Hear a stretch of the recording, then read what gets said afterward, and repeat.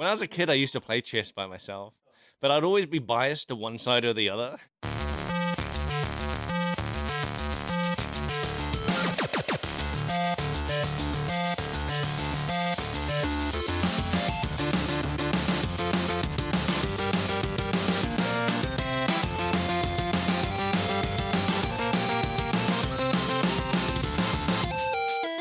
Hey, welcome to Front Seat Gamer. This is Blake. Oh, it's episode 155, I think.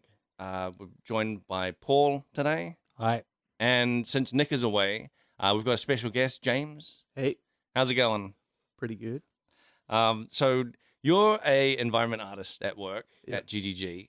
Do you want to just talk a little bit about what you do? You send me issues and then I do them.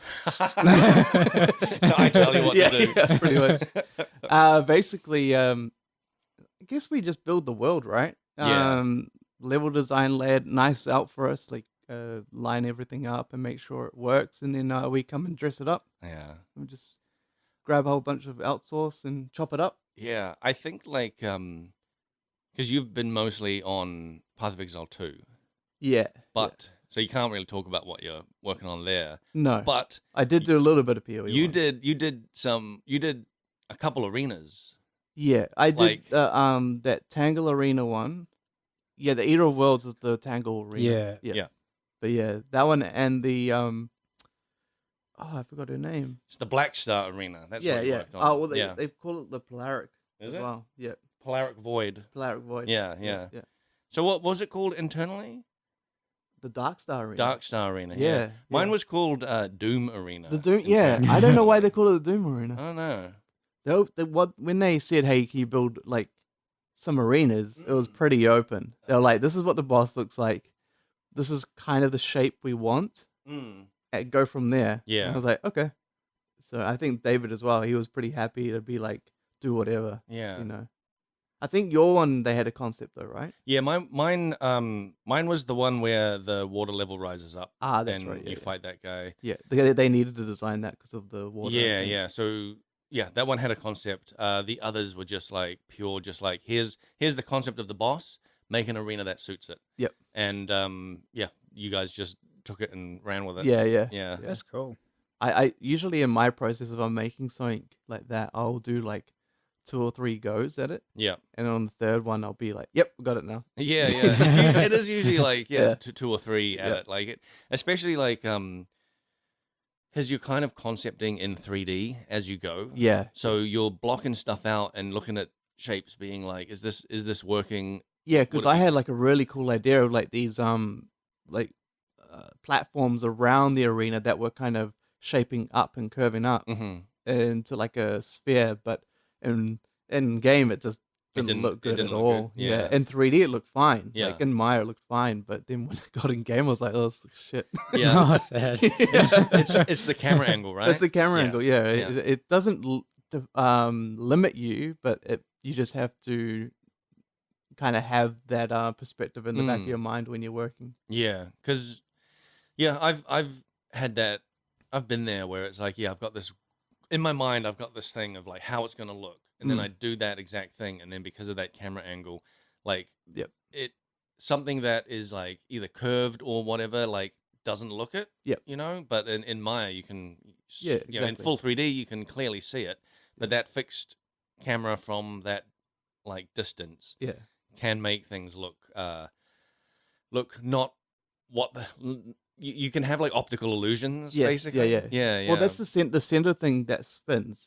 I kind of utilize that because technically those rocks are sitting inside of each other, but because we don't see the inside faces, they don't render.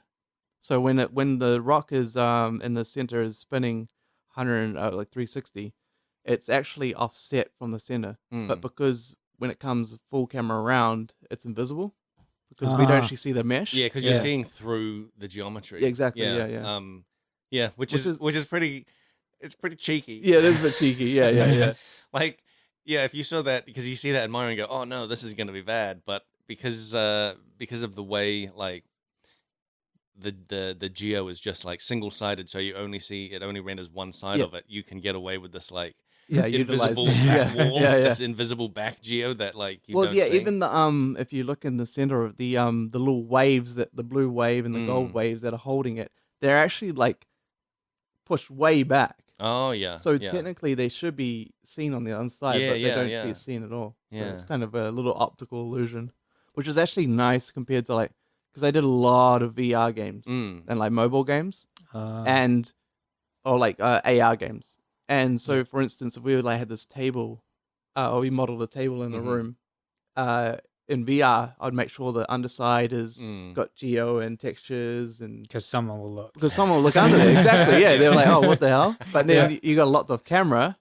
Yoink, just get rid of all that, you know. Yeah, that is a huge bonus of having this like camera that we can like delete stuff. But I don't know if I've told it on the podcast, but sometimes that can bite us.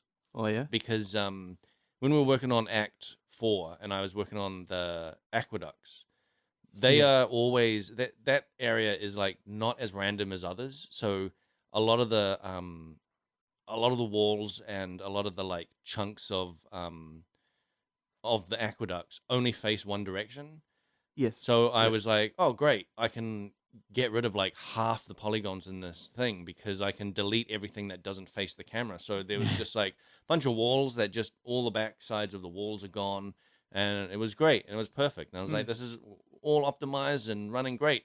And then I happened to go by one of the level designers who was working on the new endgame maps for that integrated Act 4 stuff. And there were all these, and it was the I don't remember what it was even called now. The waterways. Yep. I think the endgame map. Yep. Yeah.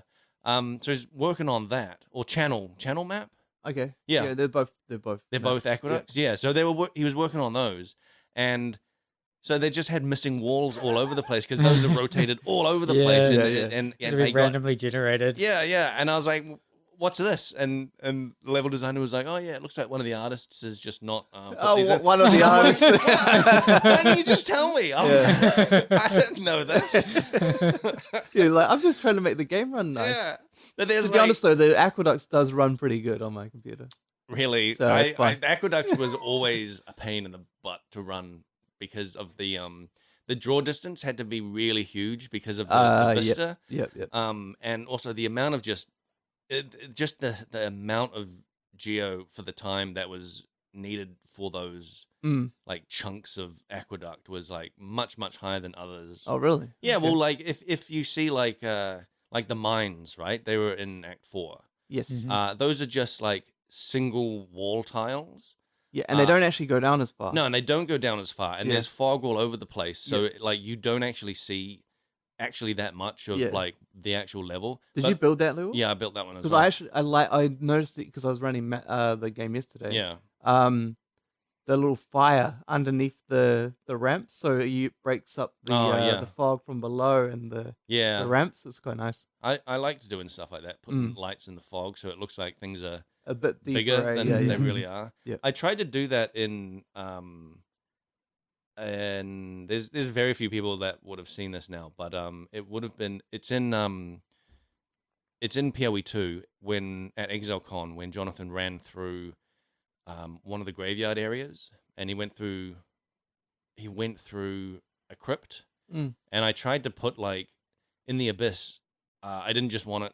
I thought it was like boring. I always think it's boring to just fall to black in these abysses. Yeah. Because then it's like, well, who built this? Like, why was it like that?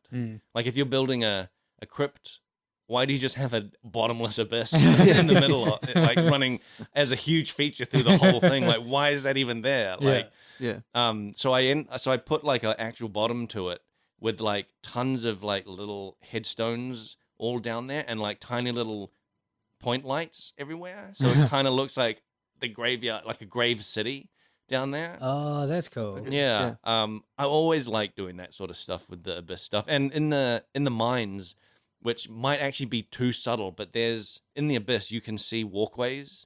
Oh, okay. Yeah, it's probably way. I've got all my texture settings and all that stuff. It's probably way too subtle because like I was worried about I was worried about it like looking, I don't know, too like claustrophobic. But would you want that though? Not Oh wait, you're really. talking about the graveyard. Yeah, no, the mines. Oh, the like mines, I mean, for these like big open sections of the sure. abyss. Yeah, I didn't want it to look, I guess, like too cluttered. Yeah.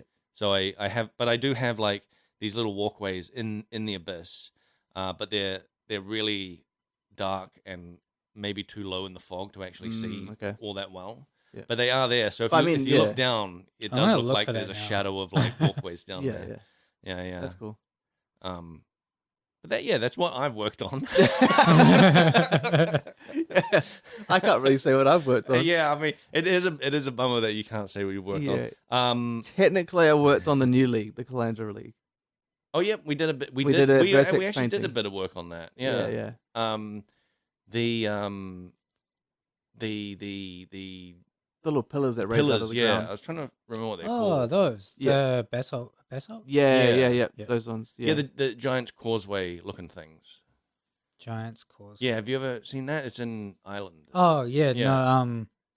It looks exactly like those things. A guy I work with brought it up. And I was like, what the shit? How does this happen in real life? Yeah, I know, right? It looks fully... That structure looks so fake. Yeah.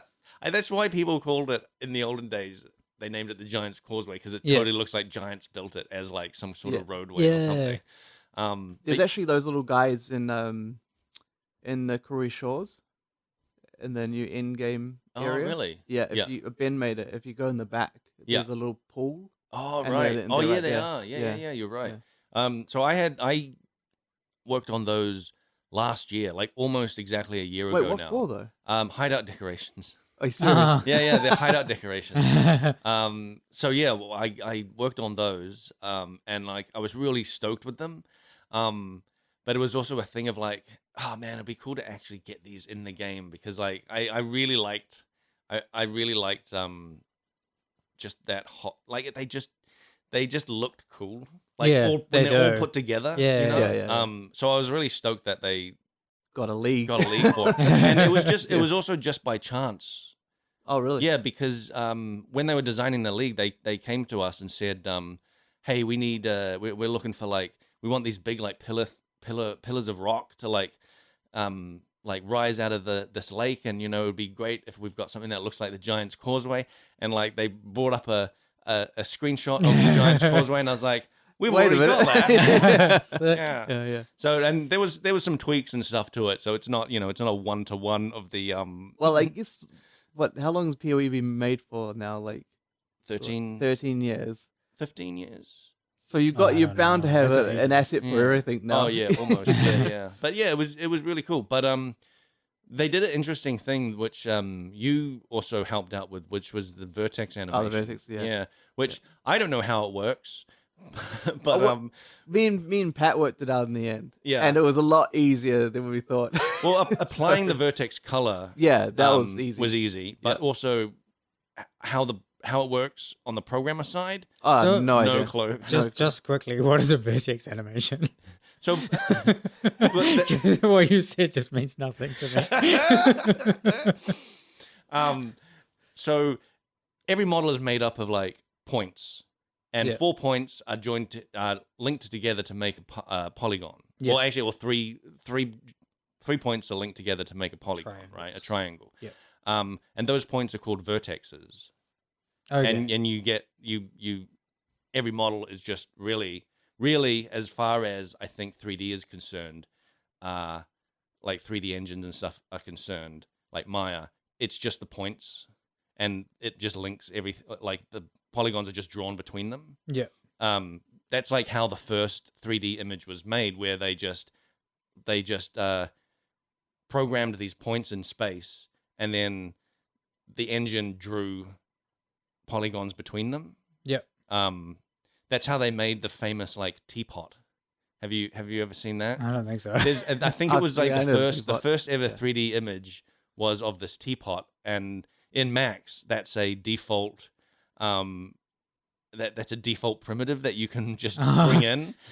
And people go, why It's can like you just bring in you can bring in like a cube and a circle and a teapot. and a teapot, and people are like, why? What's with this teapot? And it's like, it's because of that. Yeah. It's like the blender monkey head. Yeah. You're like, why is there a monkey head? But you can also, like, you can also apply a color value to these points. Yep. And those color values or those values were what was driving the animation. So the animation being those pillars rising? Yeah. Yep. Yeah. Okay. Because the traditional way is that you have like a joint that then like a bone joint that is then rigged to a pillar, and the joint moves the pillar. Yep. The Vertex animation thing, I have no idea how it actually works. I kind of think I know. Yeah. And so basically, you assign an RGB value to each of the vertex. And in Maya, for instance, X is red, Z is blue, Y is green. So RGB, red, green, blue. And so if the green channel is, say, 0 to 100, was it 250, whatever, 255 in the green value, is the strength of how far it moves up in the green value. I think that's how it was working. So if it was like 80 green, it would move up 80 green. Yeah, 80 units or whatever. Yeah. I believe that's how it works. I'm probably explaining it really badly, but well, I remember. I think So here's the thing. This is why we are struggling, because this is a purely programmer-driven system. Right. All we were doing was assigning the color value to it to make sure that things animated in a like wave type motion. Yeah. So the animation would start rising at one end, and then it would like the animation would be like a wave going through it. So it's not as those all pillars come up for you to so come it's up not out of the all, water to run over. Yeah, and it's not all just linear, you know. And to do that with traditional joints and bone joints, you'd need to rig each one individually and then animate those individually. Right, and you need like groups or something, right, to have some come up together. Yeah. Also the way we did it when we applied those vertex colors, we added a random value. Yeah. Which means that each of those pillars rise at a different speed. Yeah, that's right. There was that as well. So they all rise at a sort of different speed. Yeah, but they always meet at the same point. Yeah. But whereas, like, if an animator had to do it, he had to do all of those one by one. Yeah. He'd been there for hours. Whereas I think this, they could just apply, like, I think on a gradient or a mask or something over the whole thing, and it would rise everything up. Yeah. It was really cool. But so we went into we were called into Jonathan's office, the guy, like the boss. Yeah, the boss man. Yeah. Who's been on the podcast before. Oh, is he? Yeah, he's been on the podcast several times. Yeah. I mean, he like is one of the creators and founders of Path of Exile. And so he worked on this whole like vertex driven animation thing. And when he was explaining to us, because he's running at such a high programmer like mindset, it was just it was our eyes just glazed over, and I think he explained it to us like 3, maybe 4 times, and we still didn't get it. And then we had to go to. I was like, all right, can you just show us exactly like what to go to James's computer and like apply some of these like vertex colors, and then we were like, okay, we got it. We know what this is. It just took us actually seeing the thing. I think even getting Pat on there as well, because Pat's a bit of a programming mind, you know. So Pat's another environment artist who does a lot of scripting stuff. Yeah. But he took to it real quick. He was just like, oh yeah, I know what this is. Boom, boom, boom. Because he'd done some vertex color stuff for some tools. For PoE2 stuff that we can't talk about. But that's the only thing we really did with this league, and it was really maybe a day max. I think that so. we actually worked on it. Yeah, the most work I did was it was really a lot. Oh, it was even an afternoon, I think. Yeah, it was later in the day. Yeah. Yeah, it's probably not even a full day, really. So it was very minimal on our end, if you don't count the months that it took to make those pillars last year. Yeah. Oh, I actually did work on another PoE one thing. Yeah? The Kurak's Pass, Kurak or whatever his name is. Yeah. The Atlas Pass. I made the Mage Blood MTX. Oh, what is that? I don't know. It's like it's pretty funny. It's parts from Harvest, the machines, and I flipped it upside down, put a plant on top, and then attached 4 utility flasks to it. Oh wow. Yeah, and then it like attached to your back and it follows you around. Oh neat. Yeah. Yeah. Mark II just came, he's like, hey man, can you just make this? I was like, yeah. That's cool. That's cool. No worries. Neat. Yeah. Yeah. That was pretty funny. It's called like kit bashing or something. Yeah, that's major kit bashing right there. Yeah. Mark was talking to me about that when we were going through that process of doing it with a bunch of MTX. Yeah. And it just sounds like a crazy cool kind of like puzzle / problem solving thing. I call it Lego, man. It's literally Lego. It's like everyone's made the work, like the assets for you. You just got to put them together in a weird way. Yeah, it's taken like real fun. Yeah, it's a lot more fun than doing the whole process of like doing the high poly, baking it, and texturing it, and all that process. It's like taking Lego, specific Lego kits, right? Like you got a Harry Potter kit there, you got a Star Wars kit here, and you got like a Lord of the Rings one here, and then it's like, all right, take bits of each of them and turn it into something completely new. Like that's really what it is. Yeah, that legit sounds fun. Though. Yeah. It is like it's the majority of what we do, really. Yeah. Oh, really? Yeah. A lot of like, and when we do high poly, like like specific high poly stuff, we go, high poly to the low poly and bake it and put it in game. We still have to think about reuse. Yeah. So we're still thinking like, how can we have this thing set up in a way that makes it easy for us to reuse later.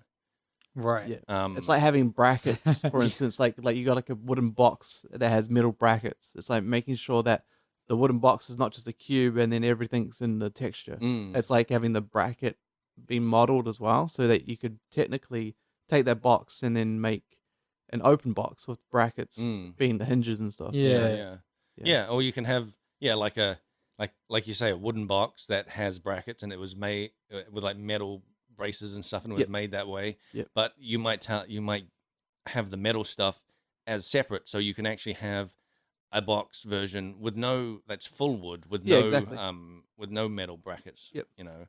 Or you can have the metal brackets on their own, and just have it recreate it as a cage, like a little cage or something like that. Like do anything. So you have to kind of like think in that terms of getting the most out of the assets, because having just one unique asset made, even though it look really cool, it's kind of a waste. Yeah, exactly. Yeah, it has if we have one thing that looks really cool, then it has to be a real feature thing. I think like it can't just be. It has to be justified. Yeah. It's like another one I did was in the Karoo Shores. You know how there's you go into the cave entrance, and then you go down where those 3 map devices are.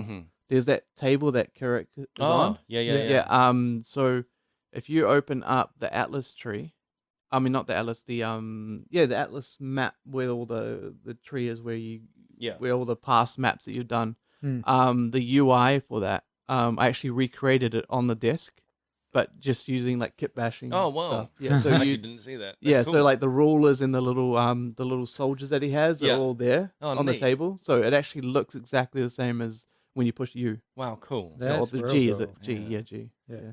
Wow. Yeah, so that was good fun. That's cool. Yeah. Paul. So with the new league, there's new supporter packs and mystery boxes. Yep. Mystery boxes went out this morning. Oh yeah. Yeah, I saw that. Yeah. Supporter packs were during announcement. Oh yep. Yeah. Did you say that Exile Con tickets those are Friday. Oh no. Okay. this Friday. Oh, Up. really? Yeah. Oh, shit. Should I cut that out? No, we announced it. Oh, we announced it? Yeah. Oh, really? right. Okay. Okay, We did it cool. on the news post. You're lucky it's not live, eh? Yeah, I was just like, oh. You reckon you'll go? Because I'll probably go. it depends on how much the tickets are. Yeah. I don't know about that. It's a long way to travel, though. Yeah. Plus, might be working that day. Oh, yeah. Actually, if I do go, I am working that day. Yeah. You reckon? Yeah, well, last time we went, I know they do that thing with the cards and yeah, stuff. we did this thing with the cards. So I was actually working. Like, it was work. You got paid for it? Yeah. Yeah. Yeah. Cool. It was actual work. Oh.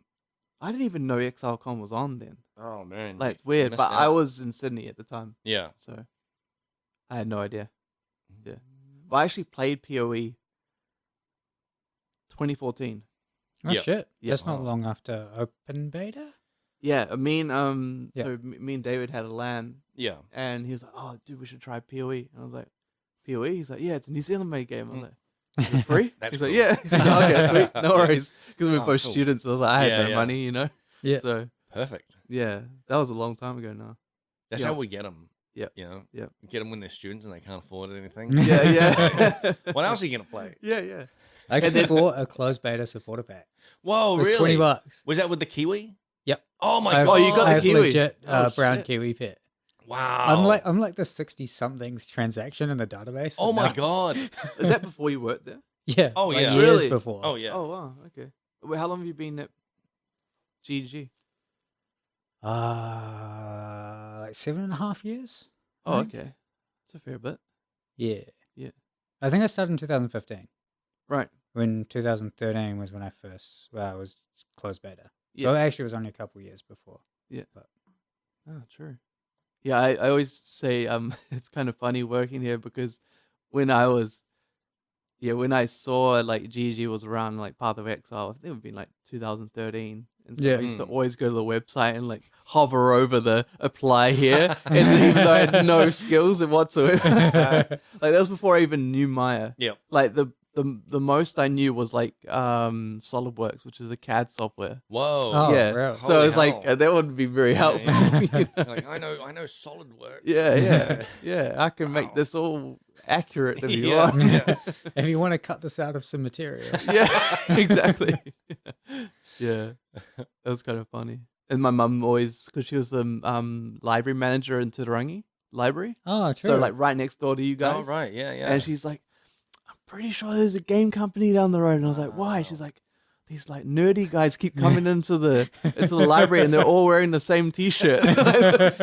These disgusting nerds keep showing up. You Yeah. should work for them. Yeah, pretty much. Yeah. That was her thing. Yeah, she's like, "You should Wow. apply," and I was like, "Yeah, but I don't know what to do." Wow. Oh my God. That's cool, man. Yeah, it's kind of surreal. Yeah. like, Yeah. Yeah, like I actually, to be honest, I don't usually get nervous around people, Mm. but I was actually quite nervous when I met Chris and Eric. Oh yeah. Yeah, because Jonathan wasn't in the office, Yeah. so I never met him. Yeah, But yeah. when I met Chris and Eric, I was like kind of a bit shy. Eh? Wow. Like, can you imagine me shy? It's like I can't. no, yeah. So it really caught me off guard that day. Yeah. Because that's that day when you like, oh, the Chris and Eric want to meet you and stuff. I was like, oh, Oh right. And Yeah, were you you- like, oh, yeah. I was like, oh shit. wow. Yeah. Actually, that's a interesting thing of like when you started because how long have you been here now? I started years? June last year. Oh, was it just Yeah. 1 year? Yeah. Oh wow, man, Yeah. seems longer. Yeah. Yeah, Yeah. feels so much longer. Yeah. Yeah. So you came in and you worked for 2 weeks in the office, and Yeah. then you had to go back to Australia because you were living in Australia at the time. Well, basically, I had the interview with Eric, Mm. and then a week later, I was going to start. Yep.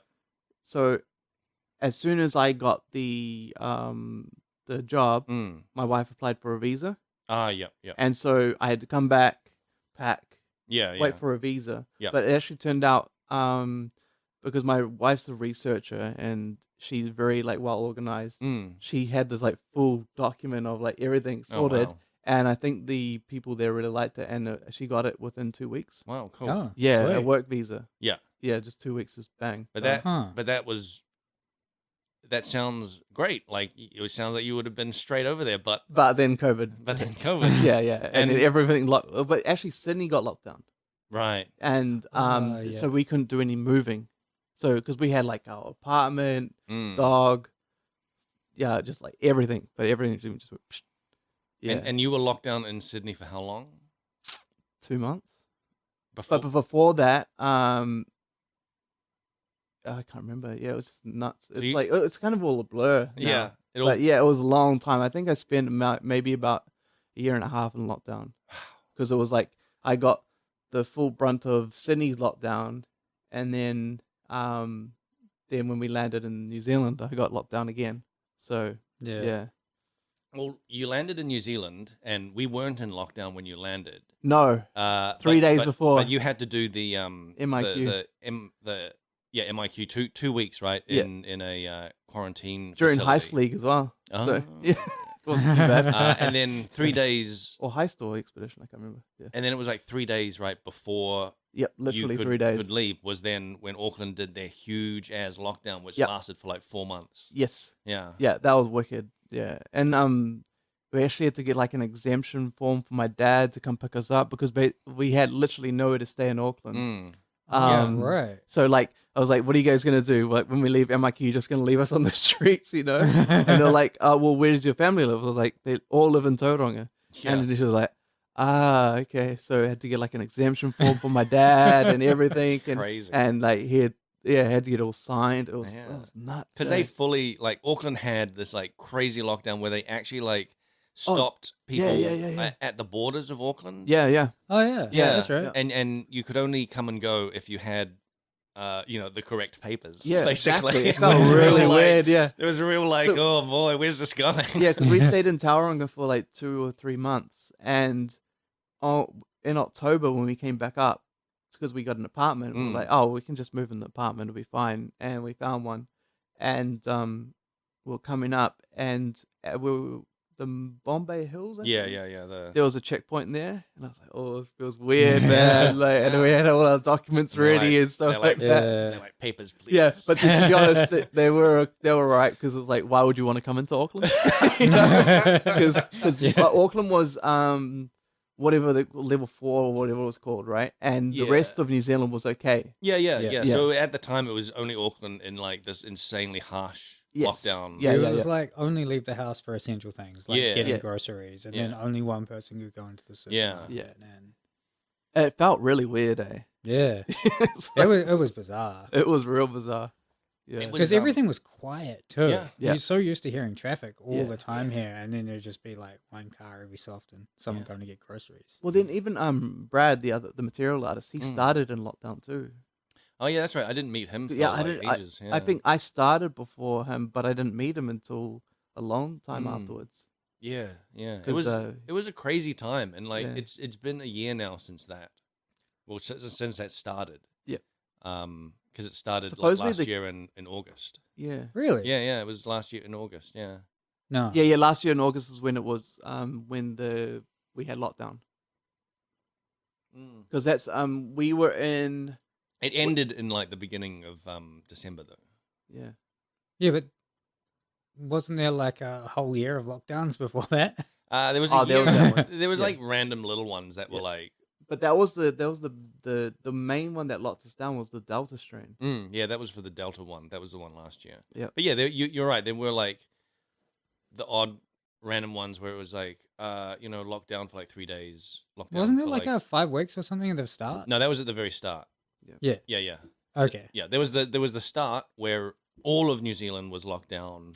Yeah, at the very start of the pandemic, like lots of other countries were. This whole time has been such a blur. I know, right? Yeah, it's like it's like fragments you're just grabbing out of midair trying to piece them together. Well, people say like people talk about like 2019, and I'm like, oh, you mean like last year? And it's like, no. You know what's really wild is that Exile Con was in 2019. I know, it was right at the end, and that was just as COVID was starting in China. Oh my god! Wow. Yeah.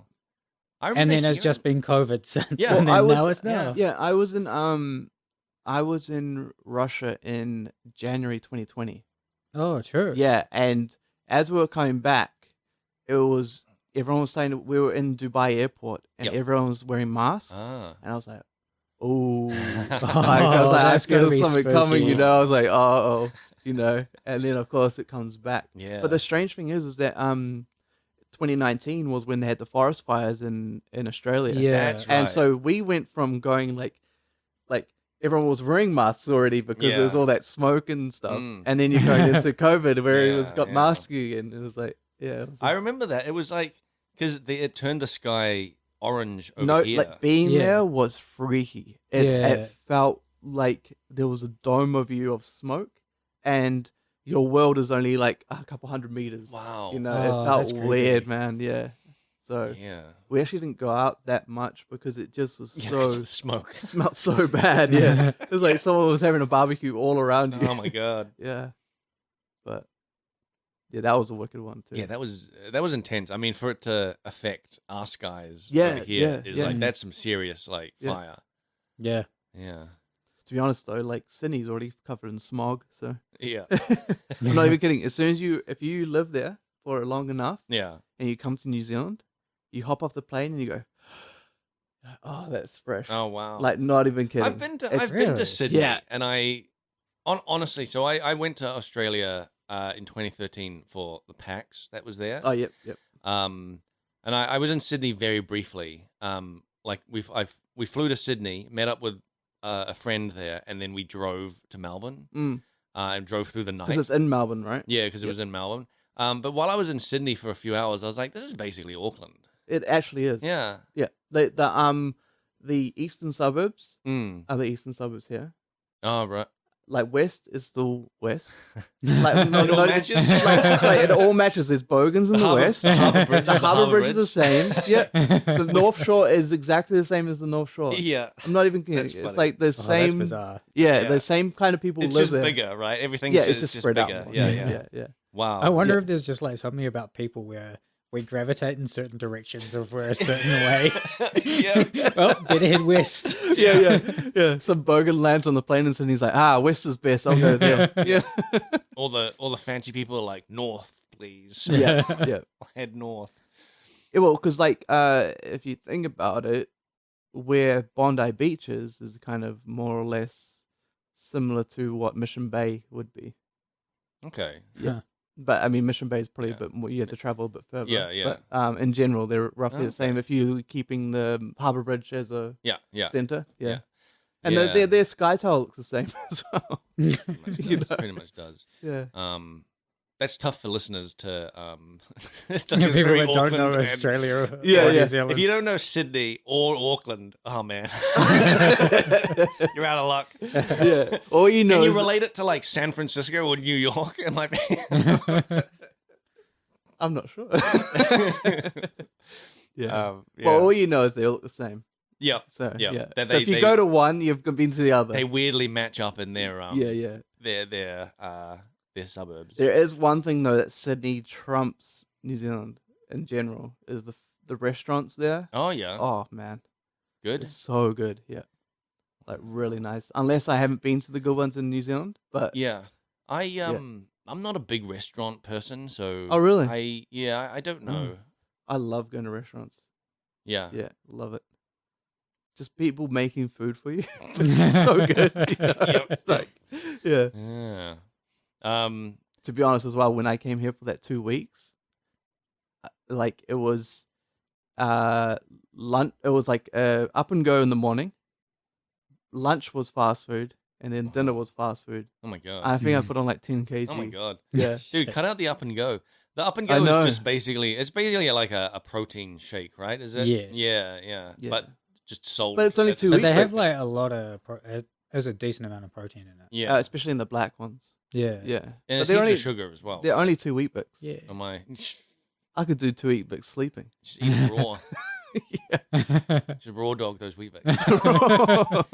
No milk or water. Do you do honey on the Weetbix? Oh, I've never done that. That's quite good. Have you done that? No honey. Oh, really? I've eaten Weetbix with with margarine and Marmite on it though. Oh yeah. I was just gonna say, when I was a kid, in like primary school and elementary school, kids used to come to school with like packed lunches, and they would have that exact thing. Like, yeah, like that was instead me. of bread, I used to love that shit. I thought you were gonna say a bag of bread then.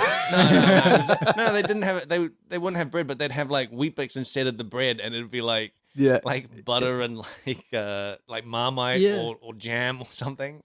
And I'm like, that's so dry. How are you doing that? It is, but like thinking about it now, I totally want one.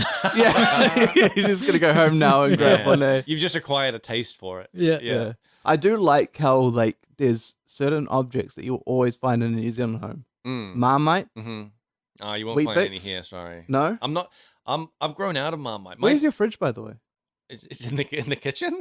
Oh, is it We're sitting in the living room. You're not going to see it in here. see, I'm too like used to living in a small apartment. I thought that was your... on everything's yeah. Well, my apartment used to be like that. It was just. Do you like remember that room. ad? He's like, "Where's the remote? On the floor." On the floor. I remember that. Yeah. Was that oh yeah, because he's like, I've got a perfect scheme for keeping my things. Perfect organization. I just put everything on the floor.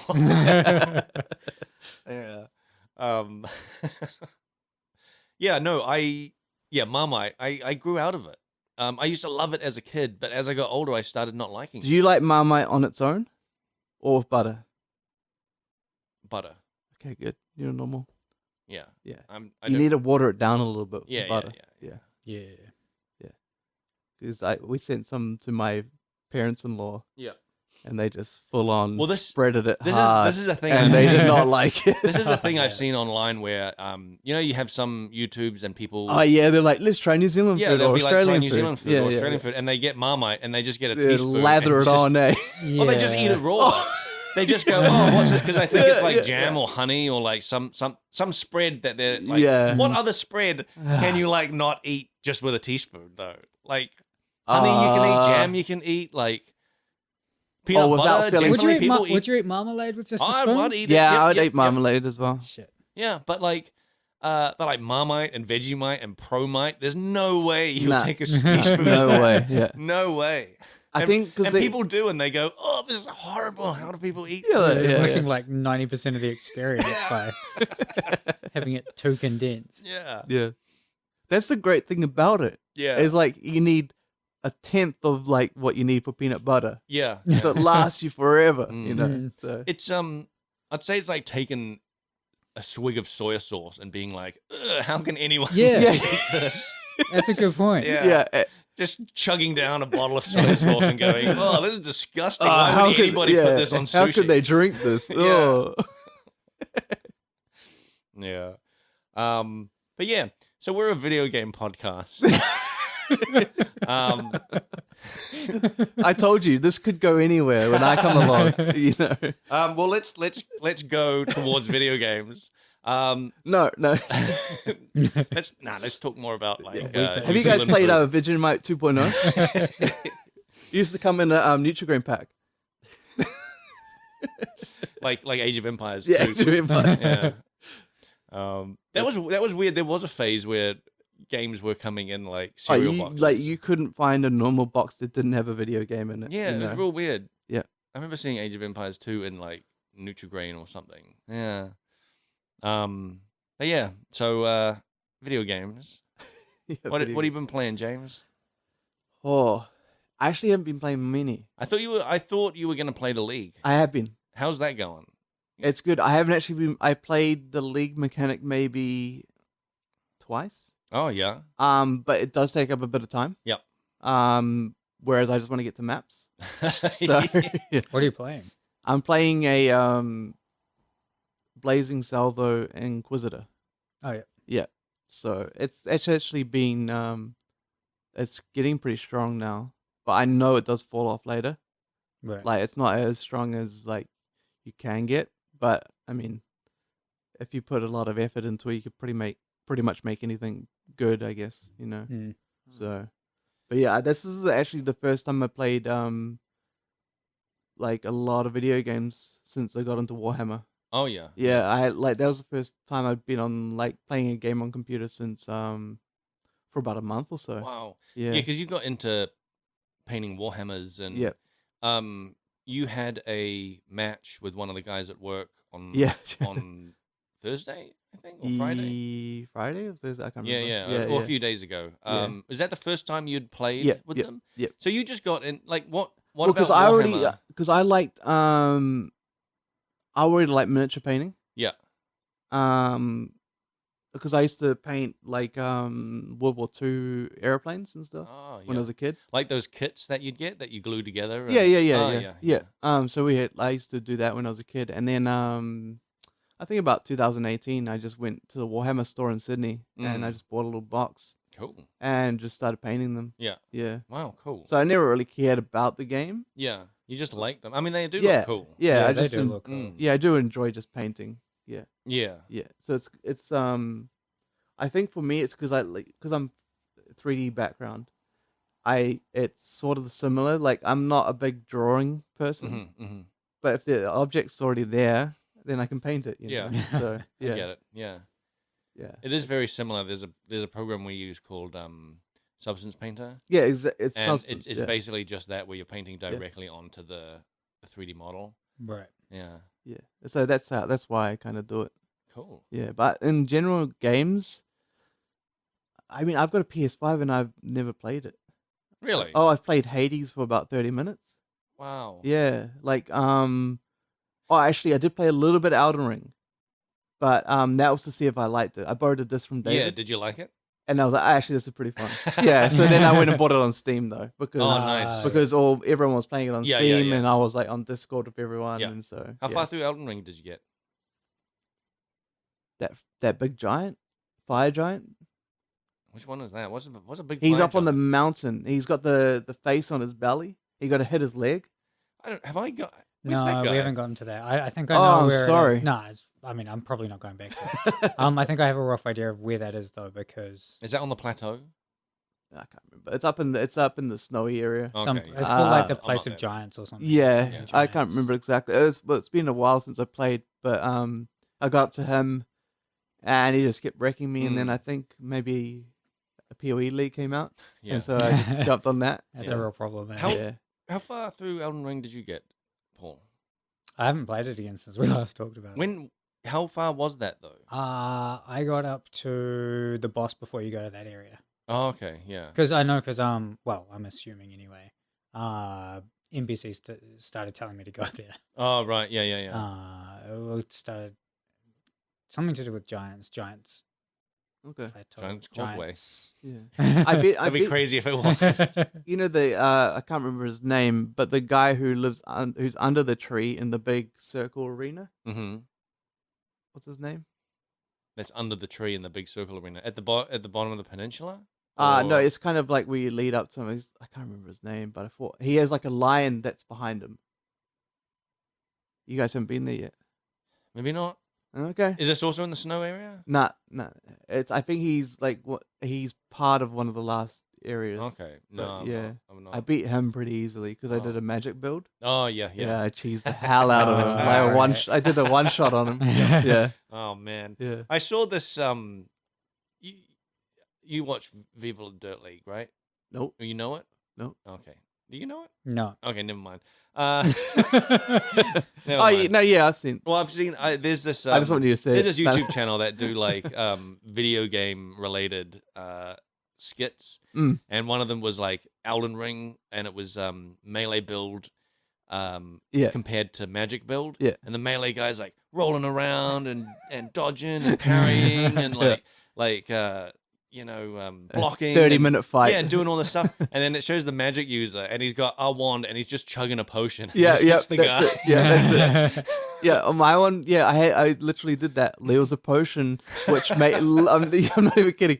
It means you, for like 15 seconds or something, that you don't use up mana. Yes. And so I had this ultimate ability, That's and I just boom, like that. Just and that's all he did. Whoa. Yeah. And everyone was kind of giving me shit for it, but I was like, you guys wanted me to play a game. Yeah. I'm just going to play how I would That's play good. it. Yeah. Those games are meant to be played like that, I think. Or at least from what I've heard. Whatever you want to play, I guess, right? Yeah. Because for me, if I was doing the dodging, rolling, blocking, I'm too not enough focus for that. Yeah, I need it to happen now. You know? Yeah. My builds in those games tend to just evolve as I play. Yeah. So I ended up with this like melee build that was heavy on bleed damage. Yes. So pretty much everything I hit like twice or 3 times, The health just and then the health just disappears. Yeah. But I do enjoy that. I like the idea that you could do whatever you want in those games. Yeah. It is. And then I do like those ones where people like cosplayers like Sonic, and they do like the blue guy, and then they just roll. You know, That's really good. And then I think there was like a One Punch Man. He drinks like a few potions, and he's got this like thing on his hand. And he just like one hits people. Wow, yeah, that's cool. The Sonic one was hilarious because he was like invading people's worlds, right? And Oh, he was just all dressed up as Sonic and just rolling, and there was nothing in the clip anyway. Nothing they could do. Yeah. They just caught off guard, right? Yeah. So good. Yeah, I remember actually freaking out when one of the red guys invaded my world, but it was like the NPC red one. Oh yeah. And I was like, what is this guy doing? It was one of those that killed me over and over again. I feel like her name was like Anastasia or something. I was running around in areas I wasn't supposed to. Yeah, that's always and happened. Yeah, you could get somewhat trapped in the area with her. Oh no. Yeah, I ran in and got a forget what they're called now, save point. Oh yeah. Bonfire. Bonfire, yeah. But every time you walked out of this church, she would spawn. Oh no. And I was in an area I wasn't really supposed to be. Yeah. And just kept getting killed over and over by this. I think I know where that is. She had like a big triangle shaped sword. Yeah. Oh, I don't think I ran into her. She would like sometimes pick it up two-handed and like guillotine you. Oh, yep. It's the the round table area. Yep. If you go into one of the rooms, you jump off the ledge. Yeah. And that guy, that wizard, it took a few goes to fight. He was hard, man. Yeah. That's the same weapon, I think. Is it? Oh, he's a wizard, No, he's a so wizard. he casts stuff. Yeah. He's a wizard. Yeah. He had cool gear. I wanted that gear. I remember that fight being like, you just have to keep close distance. Well, as melee. Right. You just have to stay in his face, because if he gets away from you, he'll just blast the crap out of you. Yeah. I think I did the just summon a familiar to help you. Oh, yeah. And then just blast him down. I didn't think of doing that. Yeah. Because he just dodges otherwise. Yeah. It was great. That was a fun. I actually really enjoyed Elden Ring. I played Dark Souls for 30 minutes. Yeah. You couldn't. And then put it on the shelf. Yeah. I played a little bit of Bloodborne. Bloodborne. That's the one okay. I tried, and just didn't sit with me as much. Elden Ring is, I think, the best of them, though. Really, it's got, for someone who has, if you didn't like the other ones, I would say give it a go. I think it's got all. Cool. I think it's just it's got all the things from Dark Souls that I enjoy, plus more. Like one of the best things I think in Dark Souls is and it's limited though, but the ability to if you're getting stuck on one area, there's always another area you can go to. Yeah. But with Dark Souls, there's only so few areas that are possibly open to you. Is it more linear, eh? Yeah, it's way more linear. But there's always, like, if you get stuck on a boss, there's usually like one other place or another place that you can go to. You might get a good weapon or something. Yeah. But like Elden Ring, it's like, because it's open world, I have not. So far there aren't any like proper content gates. Yep. Like I thought. Yeah. So the guy you fight in the first castle, Margaret. Yep. I thought he was a gate. I thought it was like, well, I can't progress in the game until I get through this guy. And then I found out, actually, there's a back way around the whole castle. I didn't fight that dude until like hours and hours into the game. That was incredible, and it was like, oh my god, like, and like the major bosses, like the girl in the Mage Academy. I mean, she's just in this in the academy that's just sitting out in the middle of like nowhere. You don't even have to go in there to like. You can just continue exploring the world. Yeah, she was annoying actually before her little girls lying on the ground, and they're just. I still haven't beaten her. The thing really? that's been getting me with that is that it's not the fight that's annoying. It's the running to her, to her fight if I die. I'm pretty sure it's pretty close. Yeah, I remember it being close. Yeah, I also beat the boss on like the second try, and it's the only one that I found easy. Oh wow! No, you're right. It's outside, and you have to run past all those dudes, and then up the stairs, right? Yep. Past that big ball. Yeah.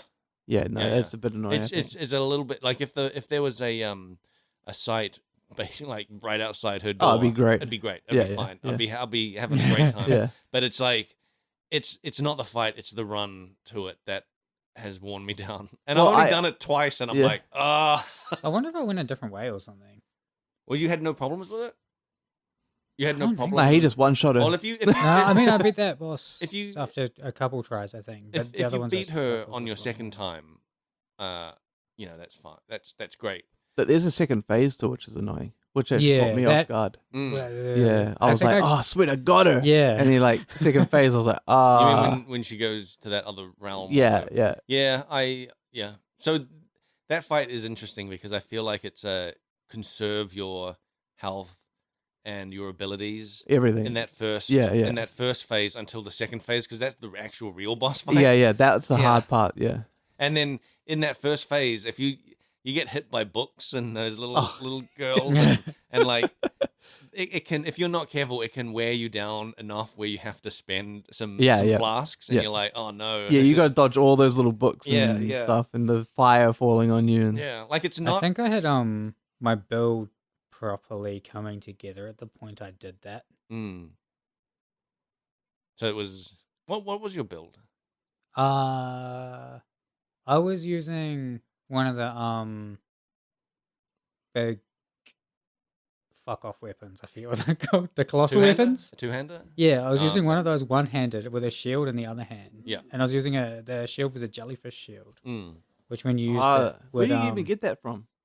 Because there was a path. Oh, is it? And there's all these red jellyfish around like a wagon thing. Yeah. And if you kill all the jellyfish, the shield is in the wagon. Oh, okay.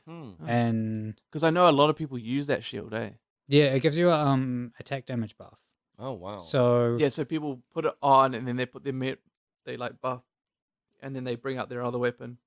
Yeah, but I was doing that, but without swapping. I would just one hand because I stacked enough strength that I could one hand the two-hander. The two-hander with a jellyfish shield in the other hand, and then there was something else as well that my familiar was a bird that also buffed your attack damage. Oh, there you go. Wow. Okay, dude, that sounds great. So I would just parry stuff and then chunk health with the. Oh man. Yeah, I think I just had like almost like 200 points in intelligence and like nothing in anything else. Wow. Yeah, you're a real glass cannon. Real glass cannon. Yeah. That's cool. Attack is the best defense. Well, I mean, if they're gonna get close, that means that I didn't shoot them fast enough. So, what do you do with fast enemies that just get up in your face, though? Just sneak up on them and then kill them. Okay. One but shot. There's some bosses that are like so shockingly fast. But did you see the big Kamehameha beam?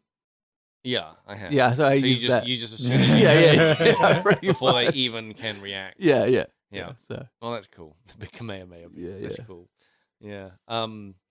Paul, you been playing a game? Yes, I played Cult of the Lamb. Oh, yeah. Did you play Cult of the Lamb? I played a bit of it. It's pretty cool. Like I love it. I haven't seen this game. So it's kind of a roguelite. Kind of. But basically you're a lamb. And you get sacrificed at the start of the game to this god thing. And he gives you a crown that gives you like powers. And then you've got to start a cult based around him. And half the game is like going through dungeons, killing stuff, collecting resources. And the dungeons are reasonably hard. Oh yeah. But then you'll also rescue people while you're in these dungeons. Rescue? You rescue them and you take them back to your cult. Oh. And then they'll help like build stuff or worship you. Okay. And there's like a big pillar in it, and you've got to like give sermons and try and maintain everyone being. There's sermons are just a event thing that you do that boosts everyone's. Right. Is it a new game? Yeah, pretty new. Yeah, it's like came out last week. Yeah, and the studio's actually in Melbourne. Oh, really? Massive Monster. Oh, yeah. Okay. And there's a whole like second half of the game that's like village management, basically. Yeah, where you do your sermons and try and keep everyone happy and you build like buildings and crafting. Yeah, things. you need to like make an outhouse because people keep shitting on the floor. Oh yeah, if they shit on the floor too much, they'll get sick. Because until that, you have to go yourself and scoop up all the poop. Yeah, but you're like this god thing. Yeah, I know. you're just a lamb. I It's an guess so. avatar of the god. Yeah, fair enough. But that combination of those two things is great because if you go into the dungeon and fail a run, and one of the things your bosses you're fighting kills you, you come back and your people are all demoralized, and then they'll start like dissenting or something. You've got to put them in prison. Oh wow! And then sometimes things are going real badly, so you got to sacrifice one of them. Oh to my get god! some- Whoa! It's just like this weird balance. Just like the real cult. Yeah. Wow. What was it that that drew you to that game? I do tend to like roguelites in general. It just seemed like a fun idea to have half a game that's dungeon crawling roguelite gameplay, and then the other half be sort of not city building, but whatever that genre is. Like management sim, village management. Yeah. I always call it. I don't know if that's. It is what super it's light called. on that though. It is, It's yeah. not. It is. You really do only spend half the time doing that. But there was another game I played ages ago called Moonlighter. Oh where yeah. you go through dungeons and then you come back and then you're a shop manager. Yeah, I other have part seen of that. it. Yeah. Oh. And build up resources, and then you go into the dungeon and try to collect resources and then sell it all in your shop. In the other half Is of that the one game. that's slightly 3D? Or it is 3D? Yeah, I think it's 3D. I think I might know the one you're talking about then. This is not Moonlighter. Cult of the Lamb is also, I'm going to Google it. for the most part, 3D. Yeah. But all the characters are 2D sprites.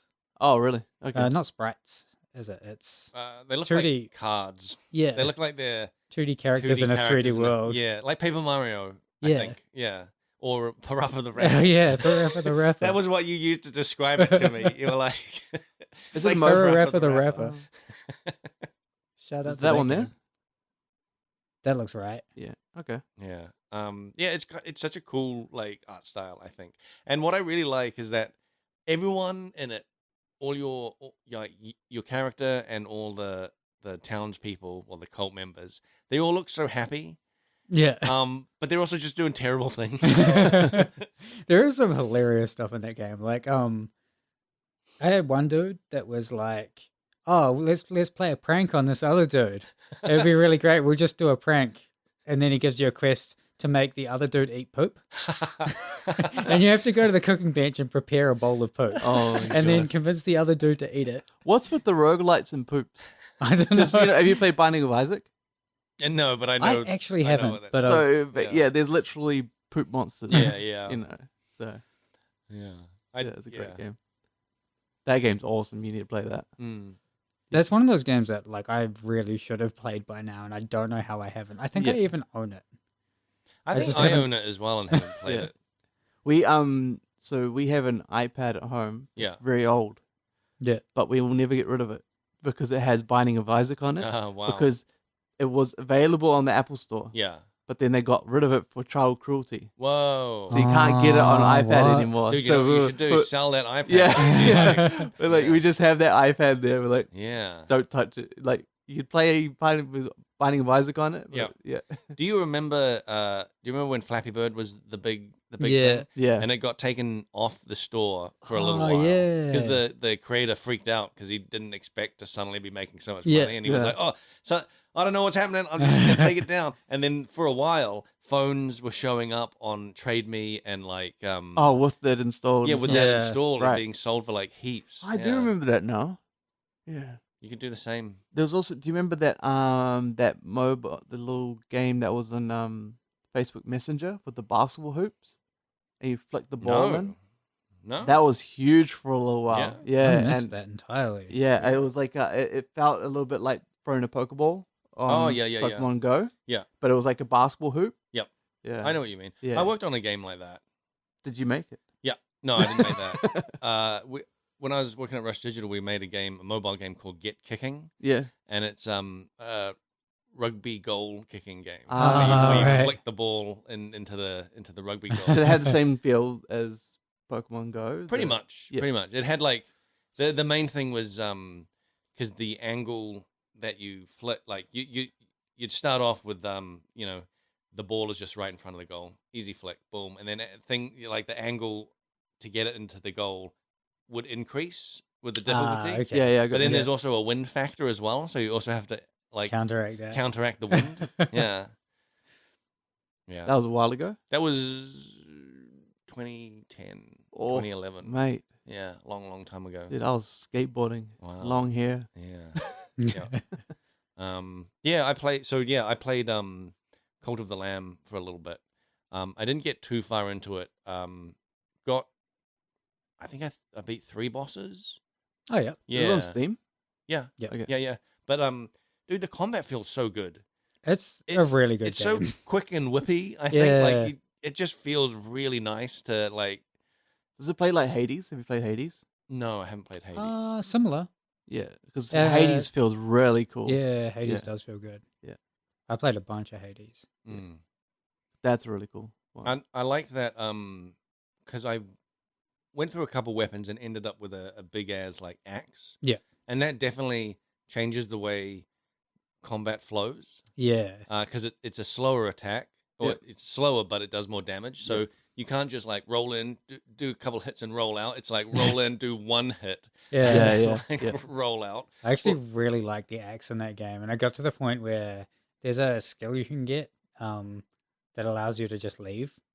Oh yeah. Run. You Oh, can just like yeah. abandon the run. Wow. But you've got to get to a certain point in the game before you can. Yeah. I got to the point where if I went in and it was the dagger, I'd just leave. Oh, Because right. I like the swords. I Yeah. like all the other bar one.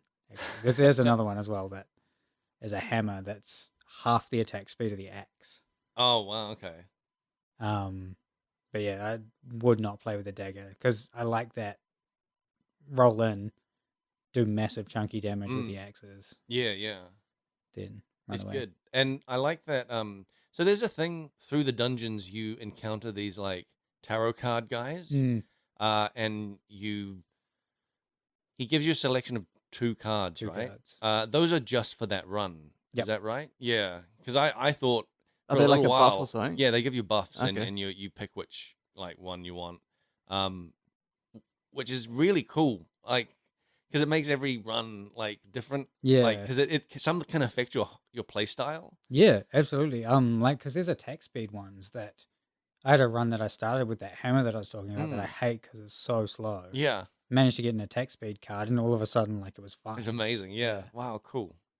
But yeah, I really like that factor as well. Mm. So far I've always found him in the same sort of location, like because the dungeons are little rooms connected to each Yeah. other, right? And there'll always be one where if you go south, he's there. Yep. Yeah. That's mostly true. I Yeah. think it's more common in the earlier dungeons for Right. them to be in the same, Oh yeah. so that it feels a little bit more like you're going off the standard path. Right. Yeah. Whereas as you get further through it, the actual dungeons themselves will just have more rooms in general, so you'll Oh, have okay. more opportunities to go up and down and stuff. Yeah. That's cool. I was wondering that because like it has like the mini map and stuff, but so far the dungeons I've been into have been pretty much linear, apart from the shop guy that's like down in one Yeah. branch, and that's it. and you just go through the same. You just go from like left to right through these rooms, and then there'll be a south one. And I'm like, oh, that's the shopkeeper, and then just keep going from left to right until you get to the boss. That sounds a little bit like Binding of Isaac, because there's little rooms that connect to each other. Yep. And then you have a little map, and you see like a little golden room. Yeah, yeah. And you go in there, and that's a ability. Ah, yeah.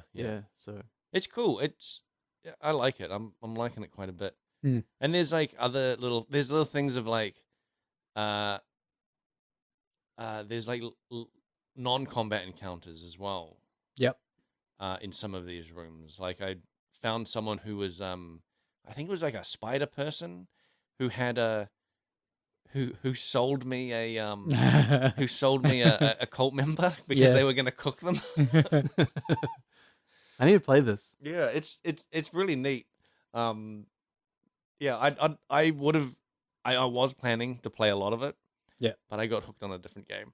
Oh, did you? Yeah. What else have you been playing? I've been playing this game called Furthest Frontier. And you know how Cult of the Lamb has this like village management thing. This is all village management. It's like it's a pure village management game. Yeah. And it's really, really cool. But I might save that for when Nick's back. Because it's an early access game. And you need someone to give you shit about it. Yeah, and there's a survival aspect to it. Yeah. So I might wait until Nick's back. Because he'll be shaking his head at me buying another early access survival management crafting game. Yeah. Oh, one other thing about Cult of the Lamb is I'm pretty sure that there's one thing in it inspired by PoE. Oh, yeah. But I can't talk about it without spoilers, so I just want to leave that there is a thing in there that 100% is it. What is it? An item or? Like... Nah, if I describe it at all, it'll give it away. Ah, okay. Just mute like Mike. He can't hear us if his mic's muted. Close your eyes. Close my eyes. The thing is, close your eyes, mute your mic. You know, I edit it, so I'll have to. You have to just edit that bit with your eyes closed. Yeah, I'll just have to look at the waveforms and go, okay, I'm sure this is fine. It's definitely spoiler shaped. Yeah. Yeah, that looks like a spoiler right there. Yeah.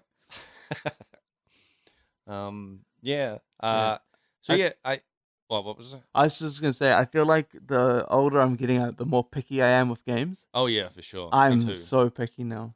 Yeah, so am I. Yeah, there's definitely that thing of like, as a kid, you just play everything. You have infinite time and no money, so you play a handful of games forever. Yeah, exactly. And then as an adult, you have much more money and less time, and way less time. Yeah, because I think at the moment it's literally only Counter-Strike and PoE. Right. Those are the only games I play. Yeah. Which is... sometimes I'll have like a spurge of like maybe a week playing the same game.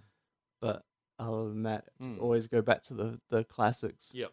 Yeah. Although we have a tradition in my family to play Dota at really? Christmas. Wow. Yeah, really? Yeah, we always play Dota. Like me and my family play it. So, wow. Yeah. That's crazy. Yeah. What a tradition. Yeah. Because like Christmas is stressful enough. Yeah. And you don't need to bring Dota into the mix. Like my sister plays, my brother plays, my brother-in-law plays, my wife plays, I play, my little sister plays. Whoa. Like my other little sister. So we usually have a little LAN set up in the basement and we just play Dota. Oh my god, that's so cool, dude. And plus everyone's like sunburnt, so they're like just sitting there going, I just play Dota. Yep. Wow, that's so cool. And my little sister getting hyped on Coca-Cola. Hyped on Coke.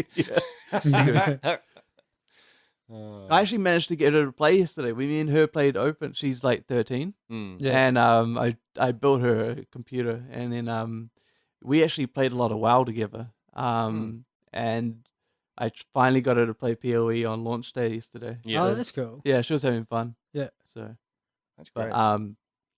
She was like, "Man, this is a lot." Yep. What was her reaction to the skill tree? She's seen it before, so she wasn't too bad. Yeah, she's not. I mean, she did all the stats and all the I can't remember what they're called in WoW, so it's not too bad. Talents. Yeah. So I see, like, I watch a couple of streamers play Path of Exile, and I hear like, like Asmongold, for instance, like he has a huge audience, and when he talks about PoE, people always say, "Oh, this game looks like." People who haven't played it in his chat always are like, "Oh, this game looks too complicated. I would be interested in getting into it, but it looks way too complicated."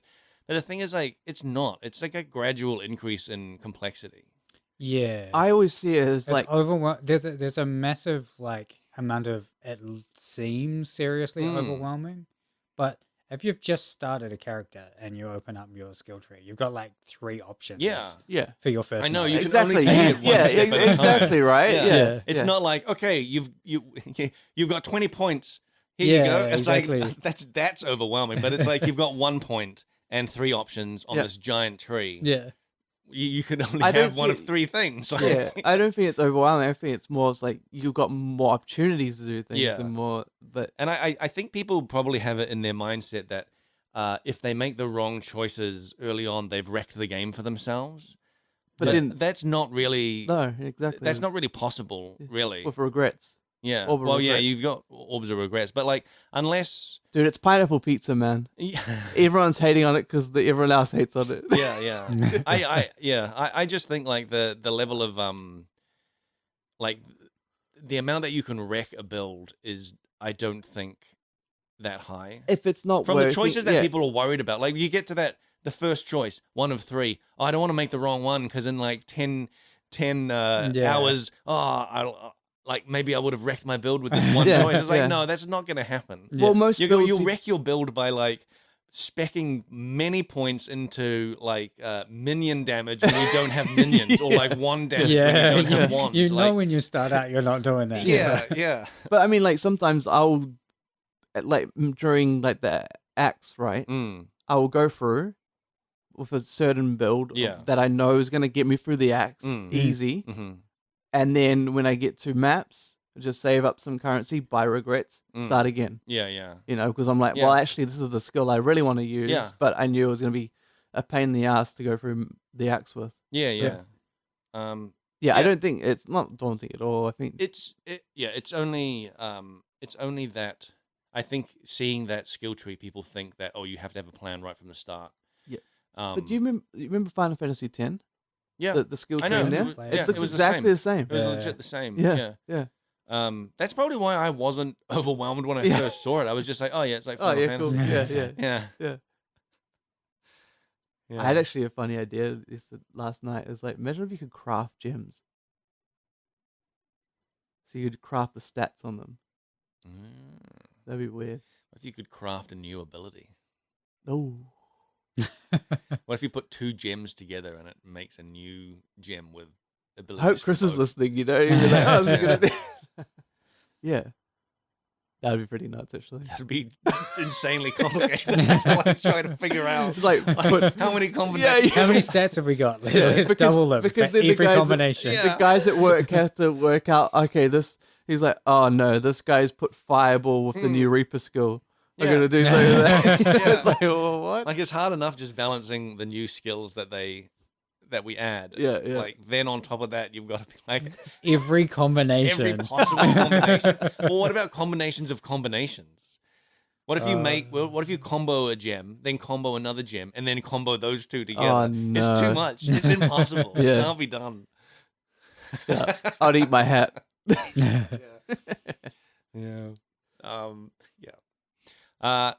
So I think we're probably out of time. I reckon. No. Yep. It was good having you, James. Yeah, no worries. And thanks, Paul. Cheers. As usual. So yeah, how does Nick close this thing? I don't even remember. It's been a while since I've done it. It does one of the question things. We've got. You asked me a question. No, we don't really have any new questions. No. Oh, do people send in questions? Yeah, people send in questions. Oh, that's awesome. You've never listened to the podcast? Never. Neither. Oh, yeah. No, actually, it says a lie. I've watched one. Listen to one of the older ones. Oh, okay. I haven't listened to any that I'm on. I think I'd listen to it if it had video. If it had video. Yeah. Oh, man. That came up last week. We did.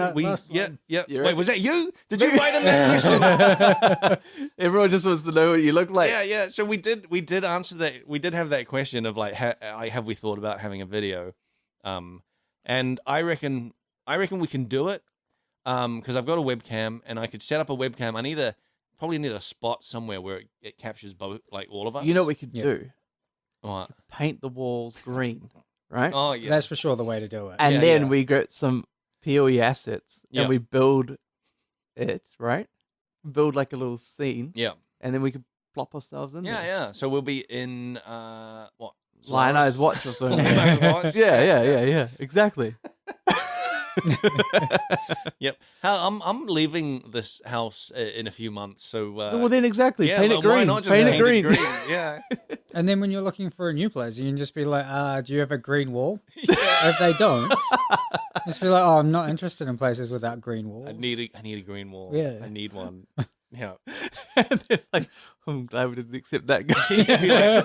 This is weirdo asking about a green wall. You like come in, green pants, green shirt, green hat. Well, that's the thing. When we do the video in a green screen room, we all wear green as well. Yeah. Exactly. Yeah. Except for our faces. Including the face. Okay, yeah. And then it just looks like They three were lying mics just sitting there in an empty room. Yeah. Every now and again they shake. Yeah. So anyway, thanks for coming. Right. It was great. No worries. And See you if tomorrow. anybody has any questions, send them in to frontseatquestions@gmail.com. And we will be back in 2 weeks. I'm not sure when Nick is coming back. Do you but, do this every second week? Yeah, we do it every second week. Okay. Yeah, you'd know if you yeah, if exactly. you'd subscribed, but it's fine. No, I'll subscribe. It's on YouTube. It is on YouTube. Okay, I'll subscribe. Like and subscribe. Hit that bell. Do the thumbs up as well. You can't make these videos unless Give us a like and a dislike because they both are equal in the algorithm apparently. Right. Yeah. But you can't make these videos if they're not liked and subscribed. That's right. You can't. Or the podcast. You can't make it. Can't make it. Yeah, I live off those thumbs ups. Yeah. All right. Well, thanks. No worries. We will see you guys. We'll be back in 2 weeks. Bye. Bye.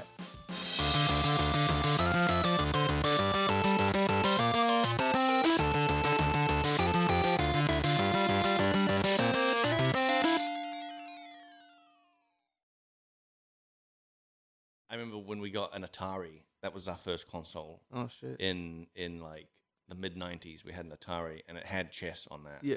Well, I grew up with PC. Oh, we didn't cool. get a console till PlayStation. Really? Yeah. Well, I So- mean, neither did we really. Like an Atari, like Yeah. all my friends had Nintendos and Segas, and my parents bought us an Atari. But Atari was first, right? Yeah, By, but like, we got it in the mid quite a bit. '90s. Atari was like from the '80s. Well, my mum had a thing. We Oh, basically got right. it like 10 years. It's like what came out 10 years? Like what console came out 10 years ago now? Like Probably PS4. PS4, yeah. really? Yeah, they're way Yeah, older than you most. realize. Jesus Christ! I was gonna say like Xbox 360 or something. That's when you realize that was like 20 years Yeah, ago. like, Yeah. oh my god, dude! Well, the games I was playing were all DOS games. Yeah. Yeah, I played a lot of DOS games. just running Doom and Wolfenstein. Oh and, man, yeah. did you play Prince of Commander Persia? Keen. Oh, dude, Commander Commander Keen. Shout out to Keen, Commander dude. Keen. Did you man. know the theory of Commander Keen, Wolfenstein, and Doom? No? So, Commander Keen's dad is BJ Blazkowicz. The same last name, What? but it's like it's his descendant or something. Yeah. And so they're all somehow related. I can't remember, but you need to Google it. Whoa. But they're Oh, that's actually, crazy. Like people have tied it all together. Yeah, Because so- they're all id software, right? Yeah. Yeah. Yeah. which is crazy. Yeah. Because in one of the Commander Keens you see his dad and his name's Blazkowicz. That's And funny. You're like, Wow. what? That's so cool. Yeah. I really liked Commander Keen. A mate of mine Commander had Keen that was great, on PC, and I used to go over to his place and play it. It was so Yeah. cool. Yeah.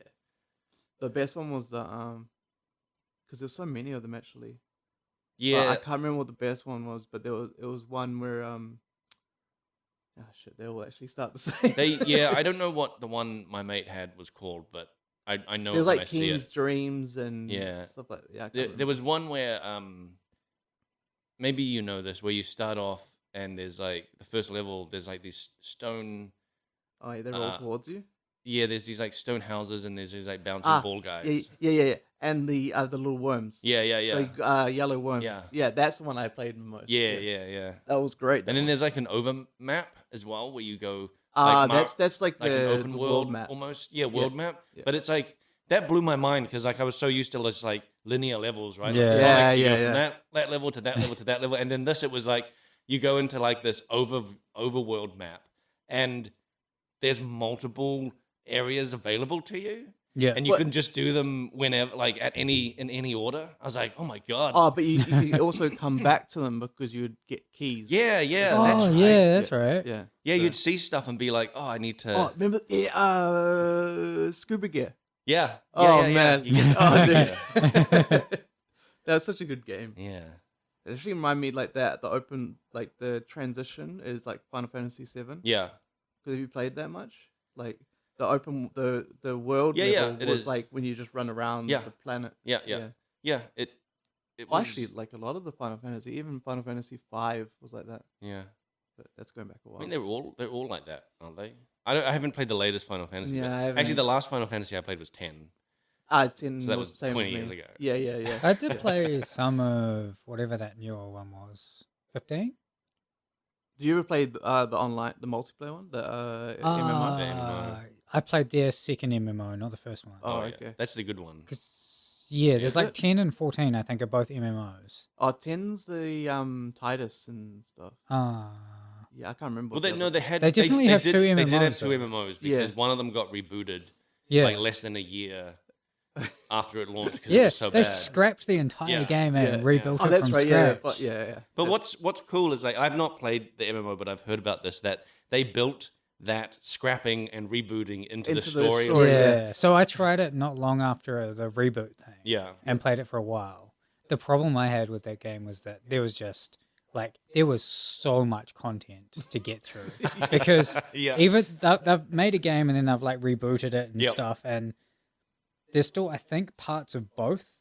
So to get through all the story, it's like hours and Yeah. hours and hours of just quests that aren't really relevant anymore. Yeah, And you- that was with me of World of Warcraft. Oh, I jumped in true. 2019, Yeah. and I was like, "Holy shit! Like, what am I even doing?" You know? The hardest part of World of Warcraft these days, like because they did the Cataclysm expansion. Maybe that was even 10 years ago now as well. But like they did that where they Easily. revamped Yeah. the whole like Yep. vanilla. So all the quests are like much nicer to go through, like much like better quality of life kind of thing. Yeah. But then you get to the first expansion, which is Burning Crusade, where you go through the Dark Portal, and they have not revamped that No, at all. It looks bad. it looks real rough, and all the quests are exactly how they used to be, where it Yeah. was like kill 30 monsters over here, and you kill them, Yeah. spend like an hour or something killing them, run back to the guy, and then they're like, okay, now kill another 30 different monsters in that same area that you were just in. And you like run back there, kill another 30 guys, run back, and they're like, okay, now kill, and we'll collect another thing from that exact same area you were just in. And it's just like, oh my god. That's because I was playing it, and then my wife saw it. She's like, "What's that game?" And I'm like, "Oh, World of Warcraft." Yeah. She's like, "Oh, looks interesting." I got her into it, and then she's like got to level 90. Yeah. And at that time it Whoa. was like 120. Yeah, was the yeah. max. Yeah. And then Right. she was like, I feel like I'm just picking up mushrooms. Yep. And turning in quests and picking Yeah. up mushrooms and then turning in quests. And I was like, yeah. And then she found out that you actually pay monthly, and she was like, "No, we're not like that anymore." She's The like, subscription to yeah, pick she was like, mushrooms. "We Yeah. should be they should be paying us to play it." Mm. You Yeah. know? So I was like, "Oh, Man, Because I it's- played WoW when in original, and then when Burning Crusade came out, it was like so hyped. It was this whole new thing. well, you And played you it from go the through- start." Yeah, Oh, okay. I actually stopped playing it after Burning Crusade. When the original Yeah, came yeah, out. yeah. It was so hyped up to go through this portal into Yeah. it, and then you go through it, and it's just like, okay, go kill these boss. Yeah, yeah.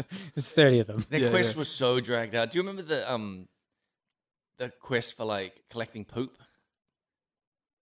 Right at the start. Yeah. Yeah. There was a quest where you had I to don't follow remember that. around some like monster, and it would poop every once in a while, and you had to go and collect it, and you needed like 30 poops or something. I think I pushed that one out of Everything my in that mind. game had like you had to collect like 10 plus of something. Like the Yeah. amount of Yeah. stuff you had to collect for quests was so massive. Did it feel lazy? Yeah, I think it was. Yeah. I think it was really. Yeah. I'm trying to think of like what some cool stuff was. Like they put I always enjoyed the dungeons and raids. yeah. That was the best part. They put like I played Burning Crusade so much though. Like they had awesome as areas, but that beginning area is the one that sticks in my mind as the real drag. Once you get out of Same, that, actually. Yeah. Once you Hellfire Peninsula, right? I think that's what it was. Yeah. I think that's what it was called. Maybe I can't remember. And they had those little fortifications that you had to take. Yeah. Remember That first area was like And doing the that drag. in 2019 Yeah. when no one's around Yeah. was so easy. Yeah. You just walk there True. and you're like, Yeah. oh, I've done it. I thought this was pretty lame. Did you if you played when it first released, did you get into those Terran Mill South Shore fights? Yep. Oh man, Yeah. there was so much fun, and there was no goal other than kill the enemy. Yeah. It was so much fun. It started with just like one high level person ganking as some low level trying to level, and then they jump on their ult, their main character, and then it just starts escalating. Yeah. And you'd show up at like one of these towns, Horde or Alliance. There's this area. There's an area you've probably been through it. I can't remember what it was called. Do you remember what that area was called? Where South Shore and Terran Mill were? I can't remember. I don't remember. But there were these Not anymore. a horde town and Alliance town really close to each other, and there was always like giant PvP battles happening between them. That's kind of cool. And this was before battlegrounds were added, before any PvP really? stuff Okay. was added. It was just people just That was purely like doing real it. PvP. Yeah, people were just purely doing it for the fun Yeah, of it, shit. and it was so much fun. That's what we were doing in New World. Yeah. Like me, David, and our friend Jacob were outside, and because we played a lot of Counter-Strike, we just had the rifles, and we're just popping people outside their building, Yeah. and they just come running out, we're like, bang, bang, bang. It gets so mad.